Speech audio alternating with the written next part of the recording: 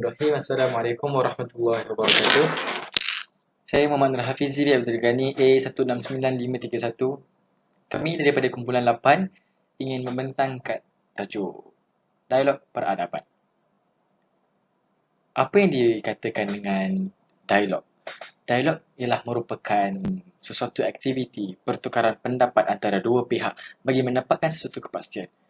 Peradaban pula bermaksud proses tamadun yang merujuk kepada pencapaian masyarakat dari segi kebendaan dan tata susila yang tinggi.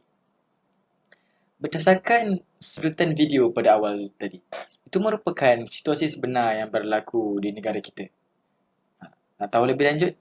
Kita tunggu. Okey, sekarang kita pergi ke bahagian pengenalan. Okay, dalam era globalisasi ini, penganut daripada pelbagai agama dan kepercayaan sering bergaul dan berinteraksi antara satu sama lain. Kita tidak perlu tengok pada negara lain. Kita tengok pada negara kita sendiri. Kita mempunyai pelbagai agama, pelbagai bangsa, pelbagai kepercayaan. Dengan itu kemungkinan berlaku yang salah faham antara kita ni boleh berlaku. Okey, bagi mengelakkan perkara ini berlaku, maka dialog peradaban ini membolehkan penganut daripada pelbagai agama, pelbagai bangsa tadi tu berbincang dan mengenali antara satu sama lain adalah sangat penting. Topik ini akan membincangkan secara ringkas tentang dialog peradaban dan kepentingannya dalam dunia pada hari ini. Okey, kita pergi kepada teori pertembungan peradaban. Kebanyakan tokoh dunia Islam tidak bersetuju dengan pemikiran Huntington. Siapa itu Huntington? Huntington, nama panjang dia ialah Samuel Philip Huntington yang lahir pada 18 April 1927 dan meninggal pada 24 Disember 2008. Beliau merupakan pelajar lepasan Harvard University dan aktif di dalam bidang sains politik di Amerika Syarikat. Muhammad Khatami, bekas Presiden Iran, menegaskan bahawa penggerak utama peradaban ialah pemikiran intelektual.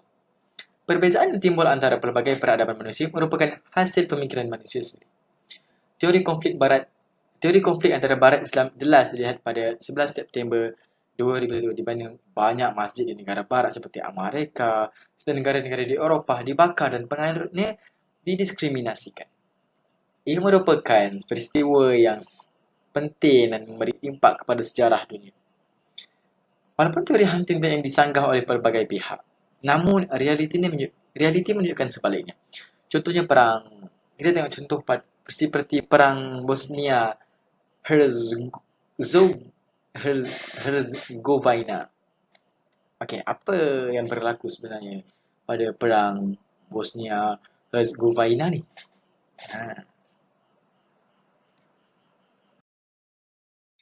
Okey. Tadi saya ada sebut tentang perang Bosnia Herzegovina. Okey, apa sebenarnya yang berlaku pada perang tersebut? Ianya terjadi pada tahun 1992 hingga 1995 yang mengorbankan ratusan ribu nyawa. Negara itu turut dikenali sebagai kumpulan negara Balkan, terdiri daripada Serbia, Croatia, Slovenia dan Montenegro. Serangan ke atas negara itu meletus selepas Presiden Republik Srpska Radovan Karadzic mahu mengawal wilayah Serbia serta sebagai cara untuk mengusir rakyat Muslim Bosnia yang disebut sebagai Turks.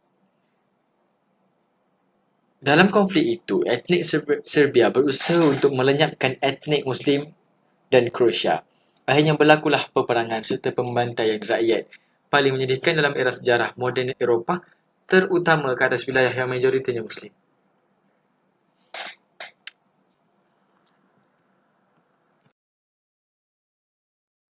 Okey, teori konflik antara Barat Islam. Tadi saya ada sebut tentang sejarah peristiwa 11 September 2001.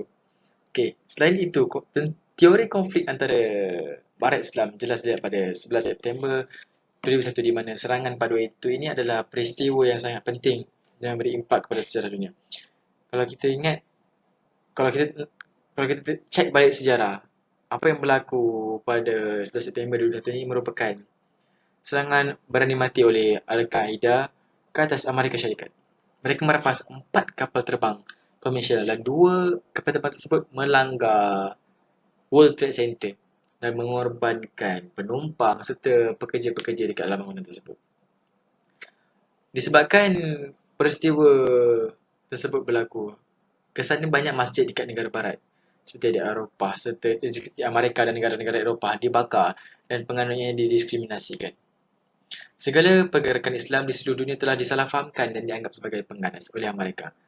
Misalnya yang berlaku sekarang, perjuangan rakyat Palestin yang menentang penjajahan Israel telah disalah anggap sebagai pengganas.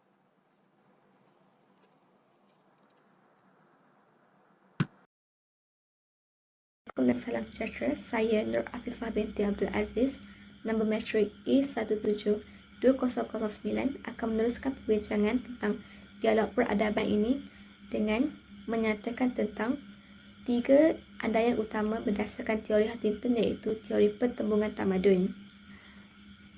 Seperti yang telah dinyatakan sebentar tadi, walaupun teori Huntington ini telah dicanggah oleh pelbagai pihak, namun bagi teori pertembungan tamadun oleh Huntington, masyarakat Islam dan Barat telah memberi reaksi yang baik terhadap teori ini. Secara umumnya, teori ini didasari oleh 3 andaian utama, iaitu yang pertama, perbezaan yang paling ketara dalam masyarakat sejarah bukan lagi dari segi ideologi, ekonomi dan politik, tetapi selepas era Perang Dingin, budaya merupakan perbezaan yang paling ketara. Selain itu, teori ini mengandaikan tamadun ialah entiti budaya yang terbesar yang membawa kepada pertembungan antara tamadun. Andaian yang terakhir dalam teori ini adalah perbezaan yang wujud antara kepelbagaian tamadun adalah teras utama kepada isu yang berkaitan dengan agenda antarabangsa. Kesemua andaian ini menunjukkan bahawa pertembungan tamadun adalah satu perkara yang tidak boleh dielakkan. Slide yang seterusnya akan membincangkan tentang faktor-faktor berlakunya pertembungan dan keretakan antara peradaban. Huntington telah menyatakan 6 faktor yang menyebabkan pertembungan ini berlaku, iaitu faktor yang pertama, peradaban dibezakan antara satu sama lain oleh sejarah, bangsa, bahasa, tradisi dan juga aspek yang penting iaitu agama. Justru masyarakat daripada peradaban yang berbeza akan mempunyai pendapat yang berlainan dari banyak perkara. Faktor yang kedua iaitu interaksi antara masyarakat akan semakin meningkat kerana faktor dunia yang semakin mengecil. Peningkatan interaksi antara masyarakat ini akan sedikit sebanyak memberikan kesedaran dan di kalangan kelompok mereka sendiri. Faktor yang ketiga ialah proses pemodenan dan perubahan sosial di seluruh dunia akan sedikit sebanyak memisahkan masyarakat daripada identiti tempatan mereka.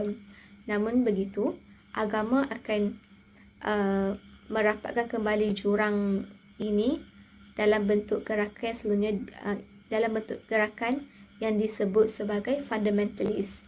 Faktor yang keempat ialah proses kesedaran tamadun akan semakin meningkat dan akan dipercepatkan oleh dui peranan Barat. Faktor yang kelima, ciri dan perbezaan kebudayaan yang sukar untuk diubah suai dan oleh itu sukar dikompromikan berbanding dengan ciri-ciri ekonomi dan politik. Faktor yang terakhir ialah keserantauan ekonomi semakin meningkat menyebabkan kerjasama serantau menguntungkan negara-negara anggota Kesatuan berdasarkan peradaban yang sama sahaja. Topik seterusnya yang akan dibincangkan ialah mengenai dialog peradaban sebagai mekanisme menghadapi cabaran. Pelaksanaan dan pengamalan dialog peradaban ini telah dilakukan sebagai salah satu medium untuk membentuk kembali keharmonian dan ketenteraman sesebuah masyarakat dan negara. Sebagai contoh, Pertubuhan Masa-Masa Bersatu PBB telah mengisytiharkan tahun 2001 sebagai tahun dialog tamadun dalam usaha untuk menandakan bahawa ketegangan dan konflik di dalam sebuah masyarakat dan negara sepatutnya dikurangkan dan dielakkan. Yang kedua, ketegangan dan konflik ini selalunya disebabkan oleh beberapa punca. Antara puncanya ialah integriti sasial individu dan integriti pemimpin dalam sebuah masyarakat yang melibatkan pelbagai sektor seperti sektor ekonomi, politik, agama dan juga sains dan teknologi. Yang ketiga ialah perbezaan dan kepelbagaian ragam yang tidak dapat dielak seperti perbezaan biologikal, demografi, geografi dan kekuasaan.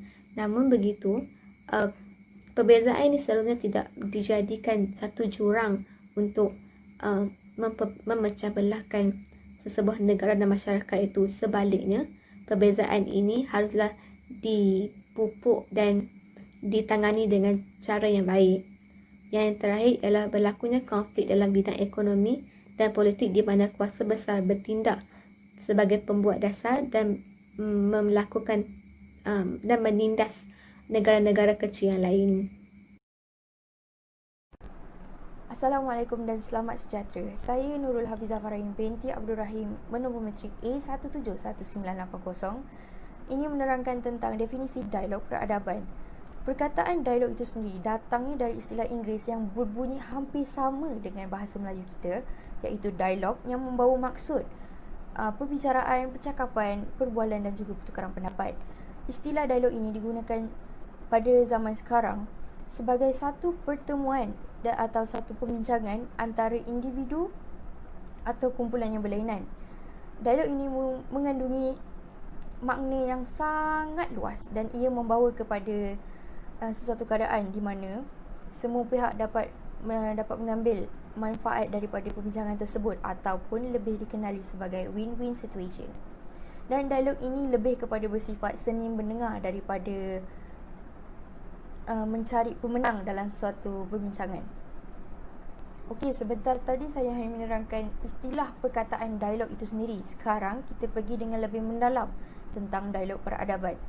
Dialog peradaban didefinisikan sebagai satu bentuk interaksi dan perbincangan bertujuan untuk bertukar pandangan demi memupuk persefahaman dan juga permufakatan dalam menyelesaikan sesuatu isu sebagai satu usaha yang berterusan bagi membolehkan komuniti yang berpenganut daripada pelbagai agama, kepercayaan dan juga tradisi agar saling mengenali, memahami dan juga menghormati antara satu sama lain. Dialog ini merupakan satu perkara yang sangat penting dalam konteks negara Malaysia kerana terdapat pelbagai bilangan kaum, bangsa, bahasa, agama dan juga budaya di dalam negara ini. Jika dialog ini tidak ditangani dengan baik, ia akan menjadi satu faktor yang boleh menyebabkan perselisihan fahaman antara sesama sendiri dan juga boleh mengeruhkan keharmonian negara. Seterusnya, tujuan utama dialog peradaban ini adalah untuk menghapuskan rasa curiga, buruk sangka dan juga salah faham terhadap penganut agama atau kepercayaan lain. Yang seterusnya adalah nilai sepunya dan dialog peradaban. Perkataan nilai itu didefinisikan sebagai sesuatu perkara yang baik, mulia dan luhur yang ingin dimiliki oleh individu dan menjadi harapan masyarakat dan juga negara. Kewujudan nilai dalam kehidupan manusia berbunca dari kepercayaan, agama, budaya dan pemikiran manusia berdasarkan tamadun yang membendung mereka. Seterusnya adalah nilai universal atau nilai sejagat yang merupakan satu perkara yang boleh diterima umum, yang boleh diterima dan diamalkan oleh orang ramai tanpa batasan kaum, agama, politik dan juga negara. Yang seterusnya adalah nilai sepunya yang membawa maksud nilai yang diterima atau ditolak oleh sesebuah tamadun selari dengan nilai yang terdapat dalam tamadun lain. Dalam erti kata lainnya, nilai ini boleh dikongsi bersama atau dipersetujui bersama dan juga boleh dikompromi dalam kalangan pelbagai masyarakat, budaya dan juga bangsa. Nilai sepunya dikongsi bersama dalam dialog berdasarkan kepentingan tertentu. Antara kepentingan nilai sepunya dalam dialog peradaban ialah yang pertama, untuk mengenal pasti kelemahan dan juga kekuatan masing-masing di antara sesuatu tamadun dengan tamadun lain. Yang seterusnya adalah untuk menanamkan minat dalam kalangan generasi muda untuk mengekalkan identiti dan juga budaya masing-masing. Akhir sekali adalah untuk menyedarkan masyarakat Islam dan juga Asia mengenai cabaran-cabaran semasa abad ke-21 dari Barat. Terdapat pelbagai usaha yang telah dilaksanakan untuk mewujudkan dialog antaratamadun ini, di mana Persatuan Bangsa-Bangsa Bersatu PBB telah mengisytiharkan tahun 2001 sebagai tahun dialog tamadun. Okey, yang seterusnya adalah tentang isu yang boleh didialogkan. Dalam usaha untuk mengadakan dialog bukan sesuatu perkara yang mudah kerana ia melibatkan kepelbagaian norma, budaya dan juga peradaban yang berbeza. Serta ia boleh menimbulkan isu dan masalah baik dari segi luaran dan juga dalaman. Terdapat beberapa isu yang telah wujud dan antaranya adalah isu keganasan dan ketidakadilan. Apa yang dimaksudkan dengan isu ini adalah di mana keganasan yang berlaku antara beberapa buah negara yang dilihat semakin berterusan dan tidak menunjukkan sebarang tanda perdamaian yang bakal dicapai. Isu yang seterusnya adalah tentang isu perbuatan kuasa, ekonomi dan juga politik. Isu ini amat penting bagi mengenal pasti aliran asas yang wujud dalam bidang politik dan ekonomi sehingga pada akhirnya membawa kepada perebutan kuasa yang berlaku antara tamadun dan juga negara. Kemudian adalah isu tentang kejahilan tentang tamadun lain. Setiap tamadun semestinya mempunyai sejarah, kekuatan dan kelemahannya tersendiri. Dalam usaha untuk melaksanakan dialog sinar tamadun, pengetahuan tentang tamadun yang terlibat adalah sangat penting. Hal ini kerana kejahilan tentang tamadun lain boleh menyebabkan berlakunya salah faham antara tamadun yang terlibat. Isu yang seterusnya adalah tentang isu layanan buruk. Bagi mewujudkan titik persefahaman antara tamadun yang pelbagai, sifat keterbukaan mestilah wujud dalam diri mereka yang terlibat dengan dialog.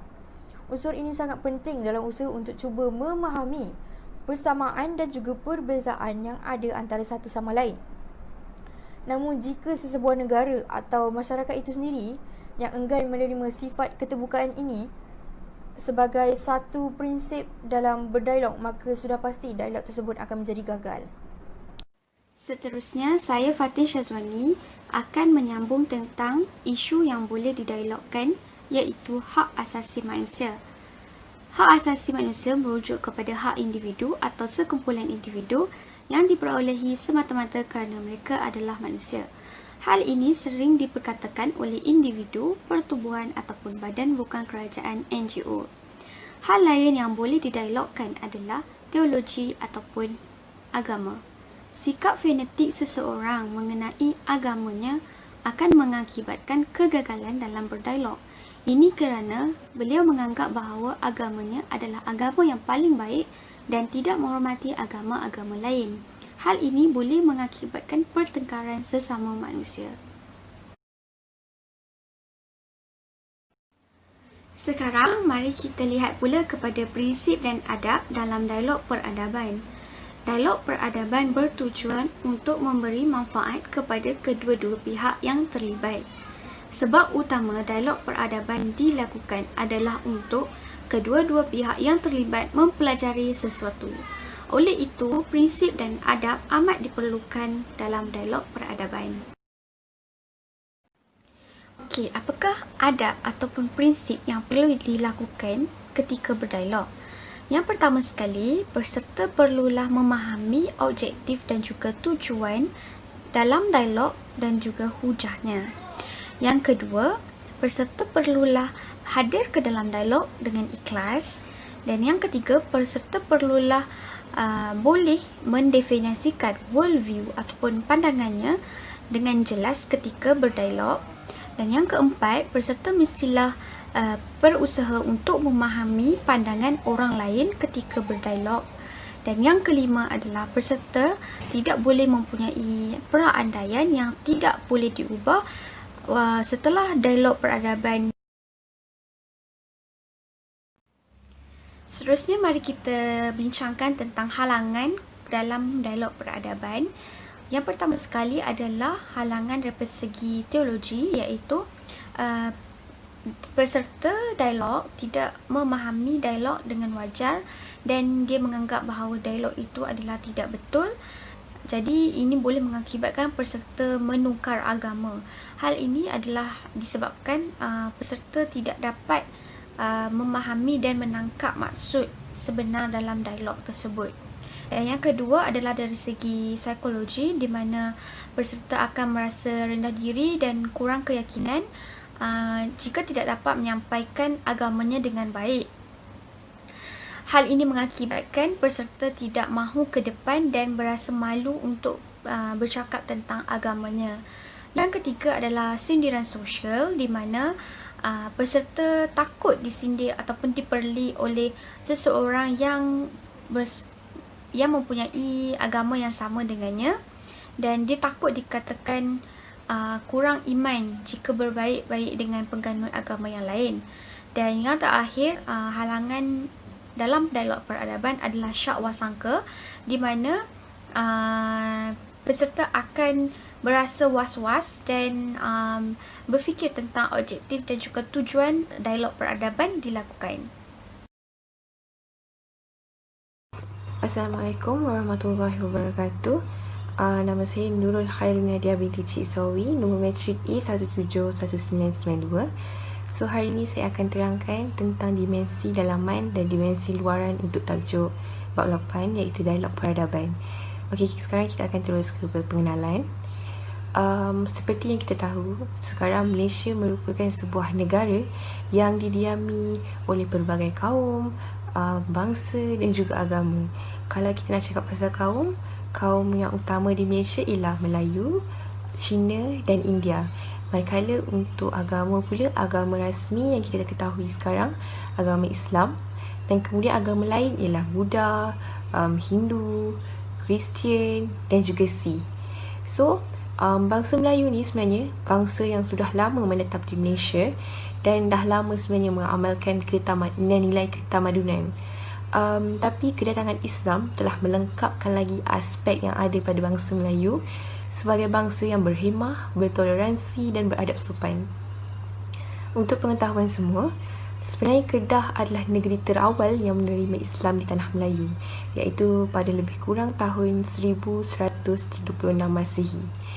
Jadinya pada zaman British ni telah membawa masuk buruh dari China dan juga dari India untuk aspek-aspek ekonomi yang telah memberi kesan kepada masyarakat majmuk yang wujud sehingga sekarang. Jadi sekarang kita akan pergi ke dimensi dalaman yang melibatkan dialog antara tamadun di Malaysia. Sebenarnya banyak permasalahan yang pernah timbul dan telah mengakibatkan konflik antara kaum. Yang pertama disebabkan oleh penjajahan imperialis, yang kedua disebabkan oleh pendudukan Jepun, yang ketiga disebabkan oleh prinsip jus soli. Penjajahan imperialis tanah Melayu telah berlaku pada abad ke-19 dan telah mewujudkan masyarakat majmuk. Kesan dari kemasukan orang Cina dan India secara berperingkat. Kemasukan orang Cina dan India ini adalah sebagai buruh. Contohnya orang Cina untuk melombong biji timah, manakala orang India adalah sebagai untuk penanaman getah. Penduduk tempatan pula telah diasingkan dari kaum Cina dan India ini dari segi pekerjaan, daripada segi tempat tinggal dan juga dari segi sistem persekolahan. Dan inilah yang telah menyukarkan interaksi dan juga pertukaran atau pengenalan budaya antara kaum, kerana setiap kaum duduk di tempat yang berasingan. Tetapi apabila bermulanya pendudukan Jepun di tanah Melayu, perkara ini menjadi semakin teruk.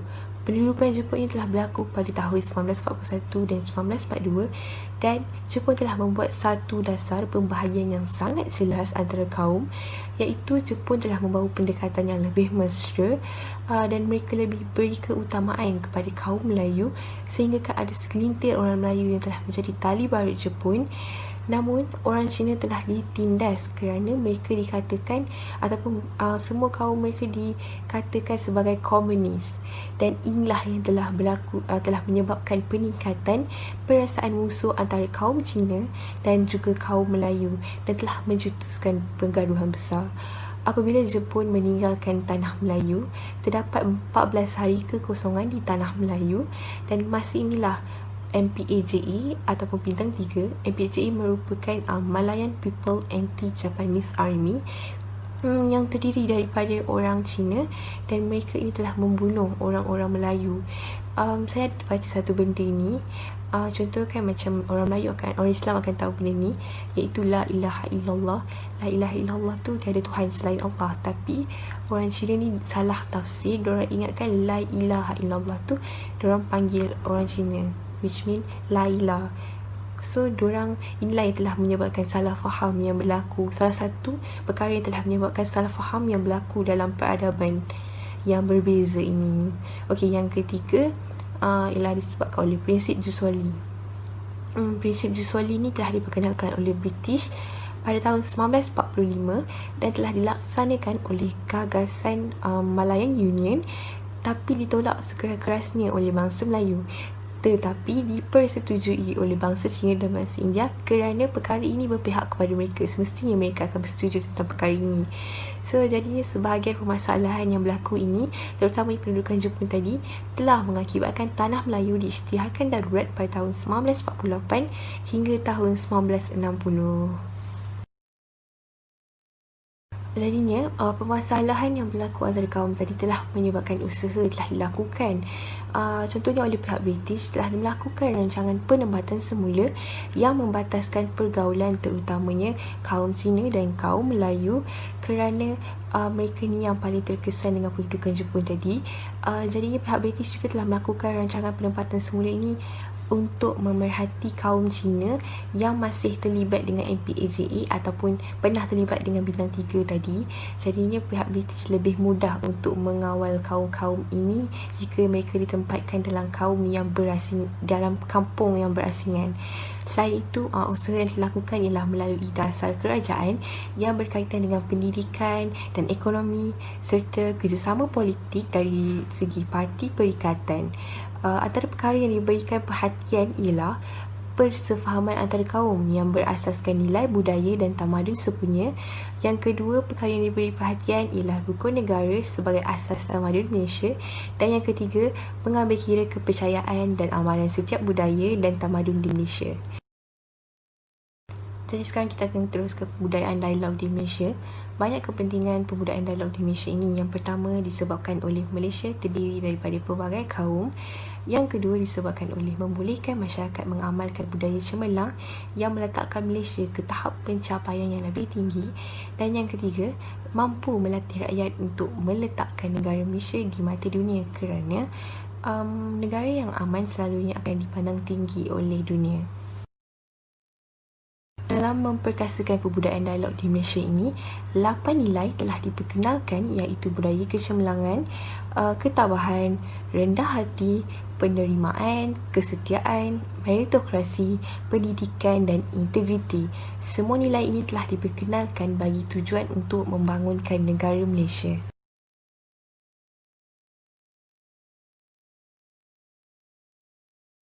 Seterusnya kita akan pergi ke dimensi luaran iaitu dialog antara tamadun Islam dan Asia dengan tamadun Barat. Dialog-dialog yang melibatkan tamadun ini perlu mengambil 5 perkara iaitu nilai-nilai sepunya, menghormati realiti dunia berbilang kaum, saling kebergantungan dalam pembangunan ketamadunan. Yang keempat, memahami isu-isu yang memisahkan antara tamadun Barat dengan tamadun Islam. Dan yang kelima ialah memahami isu keganasan bukan sahaja dari perspektif masyarakat Islam dan Asia. Untuk penutup ni, saya rasa dialog peradaban ini sangatlah penting agar kita dapat jumpa cara ataupun mekanisme yang terbaik untuk kita menangani isu-isu ketamadunan. Dialog ini juga, dengan adanya dialog, kita dapat memberi satu titik persamaan antara kaum kerana adanya titik persamaan akan menyebabkan hubungan yang erat antara dua kaum atau dua tamadun dan dialog peradaban ini juga dapat memupuk nilai-nilai sejagat. Kenapa? Kerana dialog peradaban ini dalam kata mudahnya merupakan satu perbincangan untuk kita pupuk dan tanam persefahaman dan permuafakatan dalam menyelesaikan sesuatu perkara secara berinteraksi dengan pihak lain. Yang ketiga, kita perlu berinteraksi dengan peradaban lain supaya kita dapat pertahankan sesuatu peradaban untuk kita terus hidup dan berkembang. Perkembangan yang kita boleh cakap ialah perkembangan dari segi teknologi. Dengan adanya pertukaran teknologi antara tamadun, dia akan menyebabkan sesuatu tamadun itu berkembang selari dengan tamadun-tamadun yang lain. Okey, pertembungan dan peradaban dan dialog peradaban ini juga perlu difahami dengan jelas supaya tiada perpecahan yang berlaku antara suatu negara dengan yang lain. media-media pula perlu menjadi penyampai kepada masyarakat tanpa bias dan juga nilai atau unsur yang boleh menyebabkan sesuatu peradaban itu musnah.